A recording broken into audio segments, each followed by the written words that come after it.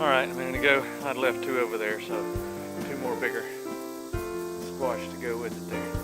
Alright, I just thought I'd share some of the harvest here.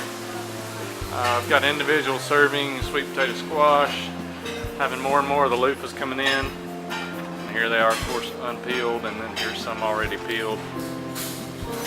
Tons of bells, lots of jalapenos. Got some Serrano del Sols, tomatillos. This is the Wisconsin cheese squash. Still got to look these gigantic creatures up, but that appears like they only do them on a half because the deer likes to eat them. We've got some padrones,